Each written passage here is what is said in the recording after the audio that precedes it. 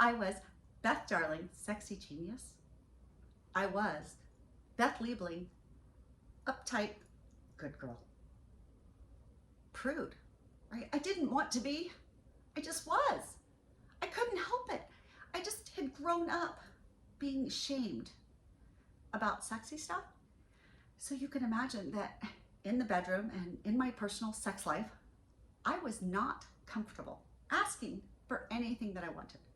And in fact, one time I did work up the courage. One time in my 23 years of marriage, my 23 years of what I call BMS, boring married sex, one time I worked up the courage to ask my husband for what I wanted. I asked him to spank me, right? Still mortifies me, right? So, but I was so embarrassed. I asked him for this. He freaked out. I freaked out with shame and embarrassment because it was bad enough I was doing this, but when I freaked him out, then I was like, oh no, now he's gonna judge me, right? Because ironically, the longer we know somebody, the longer we're in relationship with them, the harder it is to ask for something different.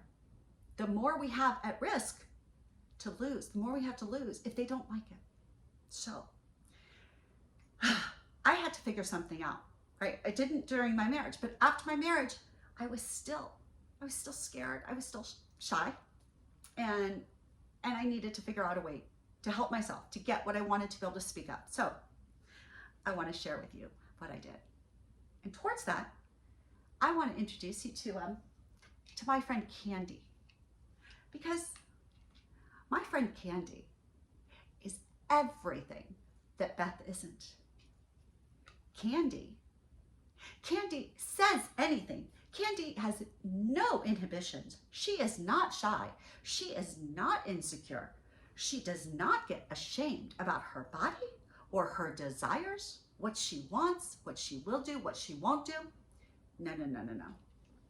Candi is everything that I want to be and don't know how to be.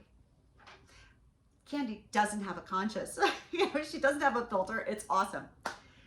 Anybody though, everybody should have a Candi. Everybody should have an alter ego, because it's so much easier for Candi to ask for what she wants, for Candi to be the buffer between them freaking out and me getting hurt, right? Candi gives me permission to be wild and crazy and still have kind of this plausible deniability, because, oh, it's just fun, right? It's just silly. It's easy. It's not really what Beth wants, but Beth is just playing. It's like Halloween, right? It is like Halloween anytime that you want. And the cool thing is that when everybody has their alter ego, my partner has an alter ego too. And that way, Candi can be like, hey, Johnny, you want to come out and play with me? You want to just do me really hard? And Johnny might be like, I did that before. You got to come up with something better. And Beth doesn't get hurt by this. Candi takes it as a challenge, and it goes on and on. So it gives everybody some freedom, some space. And even, let's just say that you have idealized, you are good being you. You can ask for anything you want. So is your partner. Well, an alter ego just can give you an excuse to dress up in ways you wouldn't, to wear high heels out in inappropriate places. Maybe it's the opposite. Maybe it's you want to wear leather goods and cut off shirts and whatever you want. Your alter ego, they can do that. They can walk differently. They can own a room differently.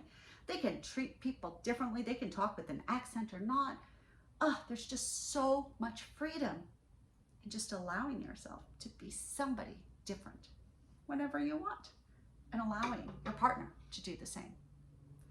Because it's a safe way to explore, can be all sorts of fun. Don't put any limits on it, and see what happens. Just kind of see. And do not, please don't ever be upset if your partner calls and says, hey baby, can Candi come out and play tonight? Right? It's awesome.